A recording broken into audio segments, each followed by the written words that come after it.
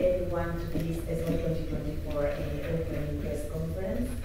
So it's my pleasure to be here today. I am Dr. Angela Lamarca and I am here as a ESMO press officer. And it is my pleasure to introduce you to Dr. Andres Hernández, who is our current ESMO president, and also Dr. Rebecca Dent, our current scientific chair for this ESMO 2024, which is coming with a lot of new data. I welcome everyone here in the room and also everyone virtually. I remind you that this is a virtual press conference, so please feel free to ask questions here in the room by raising your hand at the end of our conference, and also virtually, and we have an iPad here, so we will be able to also give you some time to ask questions virtually. We are going to have 45 minutes. We are going to have around 30 minutes of this 45 dedicated to some discussion about what is going to be happening during this ESMO 2024. And at the end, the 15 minutes will be for questions and answers, and the rest when you can raise your hand virtually and also here in the room, and we will go through the questions. When asking your questions, please introduce yourself first. I remind everyone that this press conference is not under embargo, but as you know, out of the abstracts, especially the LBAs, are still under the embargo, and that embargo does not lift until the day of the presentation. I think we are probably going to start with overview of this press conference. And in order to start, I would really like to make an acknowledgement of how large this conference is this year, Andres, and I think, I don't know, I would like to understand from you, what can we expect from this conference? I think this conference is having quite a number of important records. For example, we got for the first time more than 5,000 abstracts, proposals of advances to be presented, which is an impressive number. We have already 33,000 people registered into the meeting. Also, we have 40,000 ESMO members, which is the highest number we ever got in our society. So all these numbers are indicating the strength of the meeting, the global ability this meeting is having as a good platform to deliver new science to the public, to the medical oncologists, to the whole community. So I'm very happy also with all the presentations we are going to have. We have almost 600 experts delivering talks and discussing papers and having lectures. So I think those are very impressive numbers. Absolutely. And I don't know, moving into the scientific chair, and you have an overview of everything that will be presented. What do you think are the themes that are something that we really must not miss? So first I thought I'd address all of you, so I'm sure some of you are a bit confused because my title is from Singapore. So I'm originally from Canada. I moved to Singapore about 14 years ago, which is now home. I do have some European roots, but I think it is truly remarkable how global ESMO has become, and I think all of what we're discussing is a reflection of that. So I thought I would start off by mentioning that. So I think at this year's ESMO, there aren't sort of specific abstracts, but there's some important themes that I think are really important that are worth highlighting. The first is that when we think about giving immune checkpoint inhibition, now we've come to recognize that giving it in the preoperative setting, so for patients that have had surgery, and when you combine it with chemotherapy, there's increasing evidence that that's really what makes a big change in terms of improvements in long-term outcomes. And so, especially in some of the harder to treat cancers, so I think we're really excited to see the results of some of these trials. One of them is looking at muscle-invasive bladder cancer. One is looking at high-risk locally advanced cervical cancer. And then, of course, we've seen the press release showing improved survival in triple-negative breast cancer. And that's the first study really ever to show improvements in overall survival. So that's the first thing. The second one is, I like to think of the positive things that came out of COVID-19. And I think one of them is the progress that's been made in research and innovation, and specifically related to immunotherapy.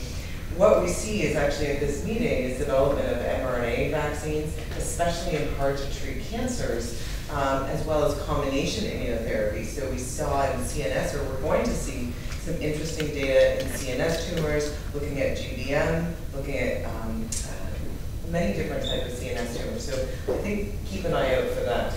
And then I guess the final thing is I really want to draw your attention to the third presidential session, which is the Eyes to the Future. Because we recognize how important prospective phase 3 interventional trials are, but we really wanted to draw the ESMO community's attention to some of the emerging areas of interest that will be important for the future. So in that, you're going to see really an emphasis on precision medicine, that the reality is becoming very true. We're looking at information on artificial intelligence, and I think Andreas will tell us some more about that as well. And then I think we focus a lot on what makes tumors sensitive to therapy, but we haven't focused as much on resistance to therapies. And so in that Eyes to the Future session, you'll hear one of our discussants highlight what are some of the ways that we can overcome resistance to tumors. And then finally, what I think is really the wave of the future is our ability to understand epigenetic modulation, so understanding the tumor microenvironment. And that's especially true in tumors such as biliary cancer and pancreatic cancer, where these are traditionally hard to treat. So we're really finding novel ways in which to target tumors. And I remind everyone that we're going to have 3 press conferences as well. One is tomorrow, another one is on Sunday, and another one on Monday, all of them at 12:30. And they will also be very much focused on these three things. So I welcome everyone there. And you did mention, Rebecca, the high unmet needs. We have cancers with high unmet need. I believe you mentioned a couple of abstracts in GBM, in glioblastoma. Also, there is one in anal cancer. Can you comment a little bit? Because it's important that we develop this research in tumors that have been rare or difficult to treat. Yeah, we have quite a few this coming meeting. So this will be one of the presidential sessions. It's a podium study looking at metastatic squamous cell of the anal canal, looking at combination therapy of immune checkpoint inhibition in combination with chemotherapy. So I think we're really excited to see those. And then in line with that is the data on overall survival in high-risk cervical cancer, and again, looking at the combination of immunotherapy and chemoradiotherapy. So those are 2, I would say, unmet needs, and again, the CNS ones as well. And a reflection, we speak about anal cancer, and we may think it's rare, but Andres is not so rare, and especially in some countries may have more of a prevalence. Maybe you can explain why is it important? Well, it's very important because anal cancer is an important cause of disease and is mainly related to the human papillomavirus infection, and is particularly having higher prevalence in low middle income countries. So then I think it's an important step ahead to treat a disease that so far we are treating with drugs that started in the 80s with no advances at all since that time. So introducing immunotherapy and providing better outcomes in this uncommon disease in our setting, but not in other countries, I think is very important. And what I believe is very important for ESMO as well is to provide data, and maybe the year after update more on that data and really work and continue working so we can improve our patients' outcomes. And during the conference we always have things that come and that are improved from one year to another. And for example, Rebecca, there are a few abstracts in bladder cancer where the field is dramatically changing. Maybe you can comment a little bit on that. Yes, and I think it has a personal sort of connection. My father had bladder cancer a couple of years ago, and even in those couple of years, we've seen dramatic improvements where bladder cancer was one of those cancers that you really didn't have a lot of options. And at this meeting, there are many abstracts, but the 2 to highlight are the Niagara study looking at the use of neoadjuvant durvalumab. Tom Powell is going to present that as a presidential. This is a muscle-invasive bladder cancer. So definitely one to look out for. And then there's another one by our Danish colleagues, the Tombola trial. A really important area of interest is looking at circulating ctDNA. And I think technology is improving so that we can potentially start to detect it at a meaningful time where we can potentially intervene. Now, I think we still have a ways to go, quite honestly. But I think it's exciting to see that technology advance. In this particular trial, was actually looking at, can we identify patients who've had curable surgery for bladder cancer, and could we potentially intervene with immune checkpoint inhibition and potentially other interventions in the future. Prostate cancer is also a big theme in the conference, new abstracts in that topic.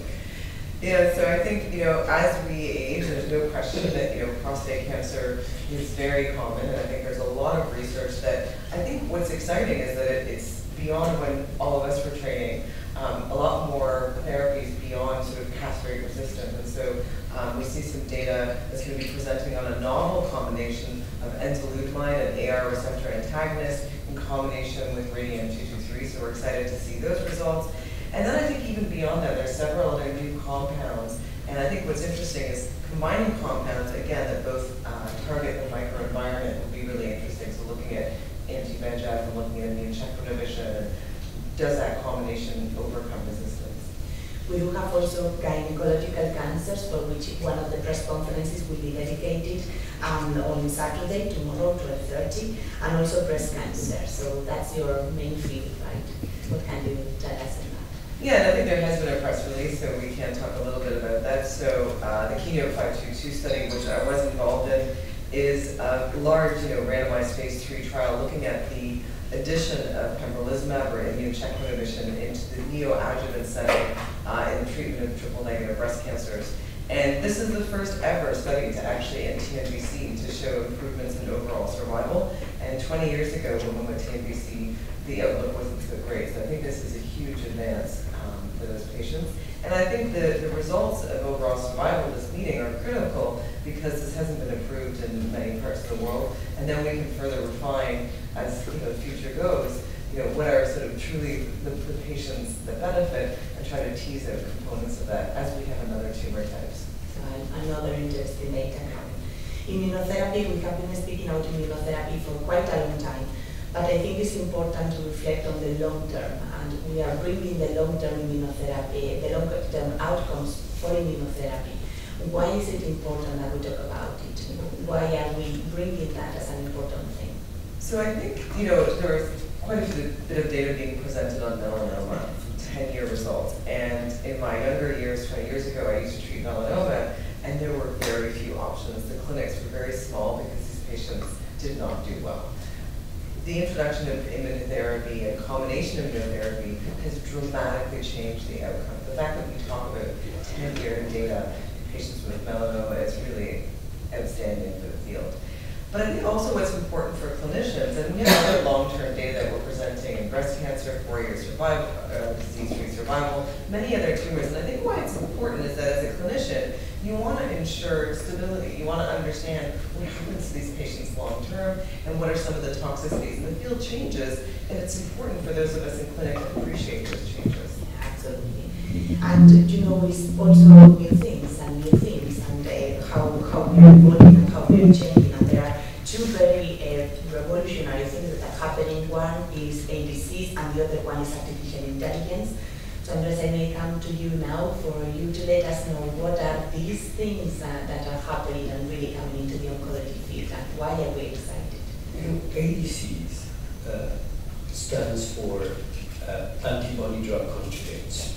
So to summarize, I would say that this is a clever way of delivering chemotherapy, because essentially it's a complex molecular structure made up with an antibody linked to a conventional cytotoxic agent.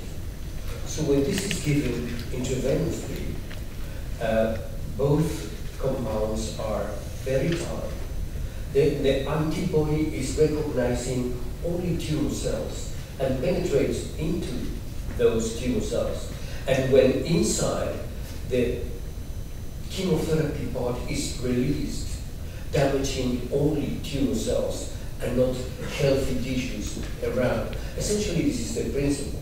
So there are more than 100 different ADCs now under development. And this is reflected in the meeting, because we are getting early phase 1, early phase 2 studies. Some compounds are already approved, particularly trastuzumab deruxtecan, that we have some data in other tumors different from the ones it's approved. But I think it's an area generating a lot of expectations, because this way of delivering chemotherapy may turn into more anti-tumor activity and less toxicity, which is always something desirable to our patients.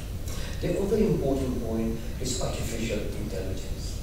I think this is not only fancy, it's about to come. In fact, we have important abstracts in the meeting. For me, the most important thing is related to the digital analysis of images. Could be radiological images or pathological images, biopsies. So by getting a digital analysis of those images, we may, through techniques of deep learning, we can capture a lot of information that the human eye cannot capture. And this may facilitate a lot in getting rid of complex molecular analysis, if this could be done through this digital type of analysis. So this is so important that we've done two, I think, very important things. First, in the Congress, traditionally, we have the presidential session, where the hot topics of the Congress are coming. So we decided this year, it was a very important, in my opinion, very important actions, to have one of the presidential sessions. We are going to call it Eyes to the Future. And we are going to put there some specific aspect, and artificial intelligence and digital pathology is going to be included among them. Just to say that I think Monday we have a specific session on this Eyes to the Future session. Just giving a good example of how this is going to transform oncology in the future. On the other hand, and this is the second thing I would like to underline, I will be announcing this in a while in the opening ceremony, that next year ESMO is going to open a new conference on artificial intelligence and digital oncology. Because I think we have the responsibility of getting closer to doctors what is happening in those sectors of digital and computational oncology. This is going to transform the way we receive cancer information. This is also going to transform the way we take decisions in oncology. So I think that's a very important topic, and I'm glad that in this Congress we have so much related to this field. Absolutely. And a reflection to make is, as you saw, there is so much data and so much happening in oncology. Sometimes difficult to really keep on track of everything. And this links us very nicely with another topic that we would like to bring up during this press conference, because there has been a recent publication of the ESMO recommendations on resilience. This is from the ESMO Resilience Task Force.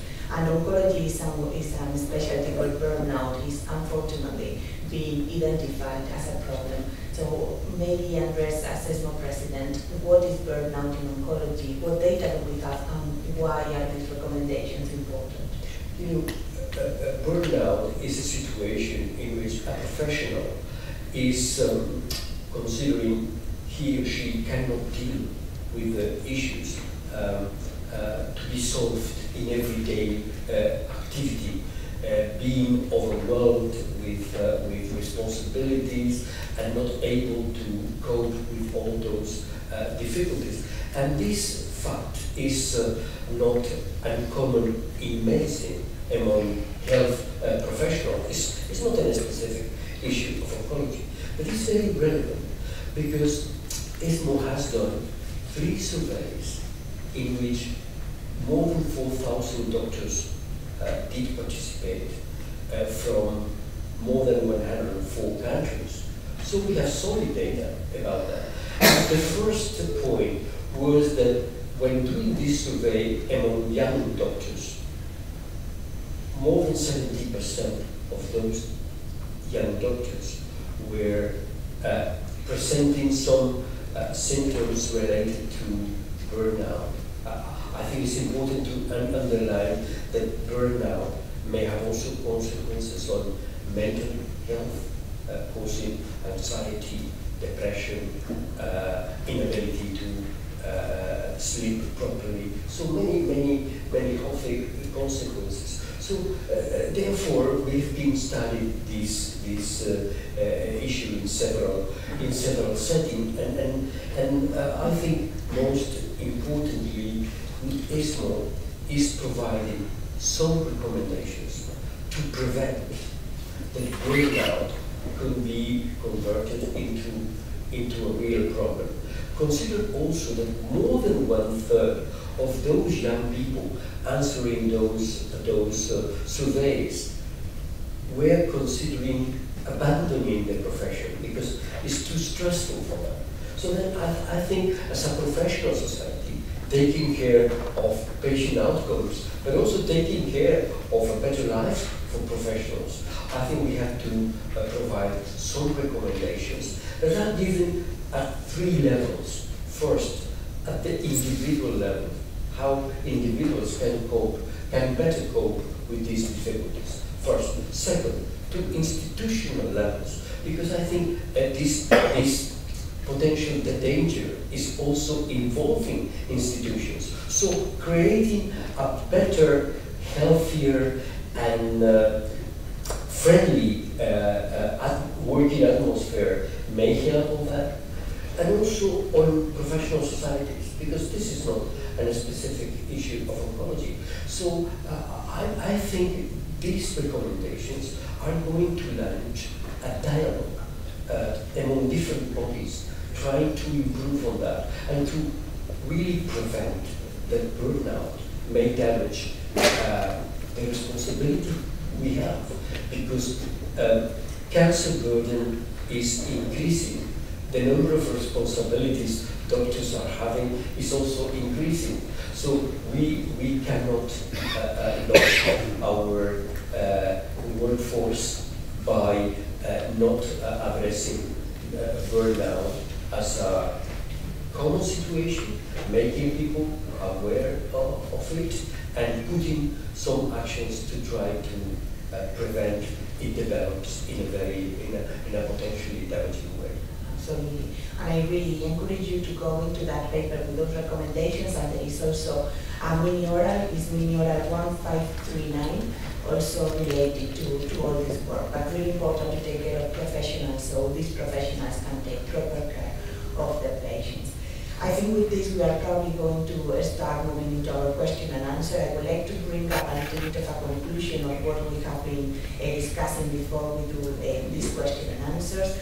But one of the very important things that ESMO is working on is really developing all this research and having this opportunity for all this research to reach the professionals. And this happens, as you know, during this annual meeting, but also during other meetings that are organized. And a lot of rare cancer, difficult cancers to treat that are having new treatment options transferred to all this research. I also think all this research is holistic, and is holistic in many aspects.